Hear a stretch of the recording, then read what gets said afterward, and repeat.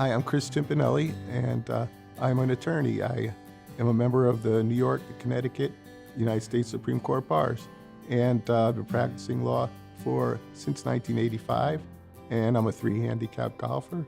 All of a sudden, I got MS, so now I'm not a 3-handicap golfer anymore. At the time, I didn't believe that I was going to have a chronic progressive disease.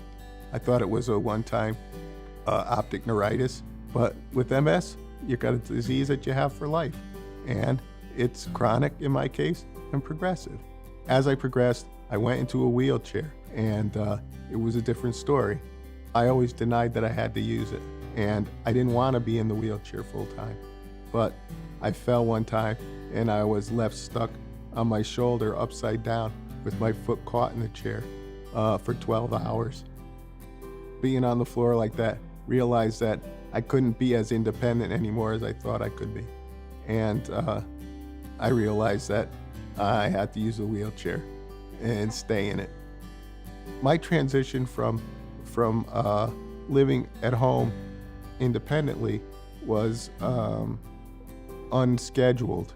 I was in the hospital, and all of a sudden, when I left the hospital, I had very little say on where I was going. Our family was devastated with Chris's diagnosis of chronic progressive MS, and particularly when he went to an institution, when he had to go to a nursing home.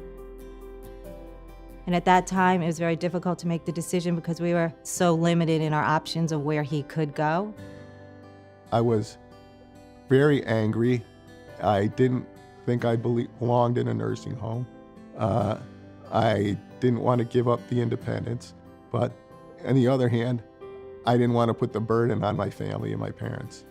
What other choices were there?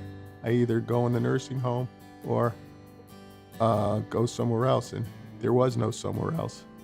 And it was a very sad thing for us to have to see him be in a place like that where he didn't have any peers or people to have a relationship with. What we're seeing is that young adults are placed inappropriately in nursing homes where everyone wakes up at the same time in the morning, everyone is on the same schedule for when they're eating, and basically they spend the day sitting in the hall all day long where they don't have the quality of life that is really important in their 20s, 30s, 40s, 50s. I remember that day my father was in tears making that decision and trying to help Chris know that he had to leave the home and live in a home.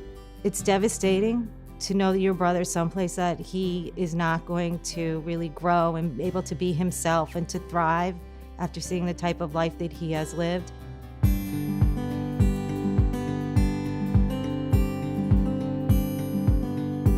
I am so grateful to Lisa Gerald and the Connecticut chapter of the MS Society, because we have found finally a beautiful home for Chris at the MS Lawry house. And so far it's been great. It's new. It's a nice place to come and visit Chris and bring our 8-year-old son. It's cheerful, it's vibrant. He can make decisions when he wants to go to the mall, or when he wants to get up in the morning, or if he wants to watch The Late Show and stay up late. Nobody is saying, okay, you need to be in bed now. Okay, you need to get up now. This is you as a fully functioning adult, even though you have physical handicaps and you can't necessarily take care of yourself in that way, mentally you're able to do a lot of things and make a lot of decisions for yourself. The old nursing care model doesn't allow for that.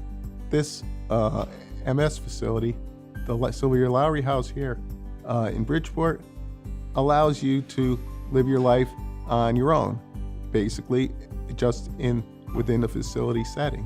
It is a big relief to our family, and it'll be a big relief to a lot of families who won't have that challenge. They'll be able to come to a place that is beautiful and it's bright and you feel like it's a home. And I've always had positive outlook about things, because having a negative one just doesn't benefit anything. And who you're going to get mad at, why, it doesn't make any sense. It's just amazing to spend time with Chris now. It's incredible because I still think back how hard it was for him, talking with him about what it was like in the nursing home, talking with his sisters about how depressing it was, how really depressing it was. And seeing this and watching the transition that he's gone through is incredible, absolutely incredible. I always think there's something it's going to make it better.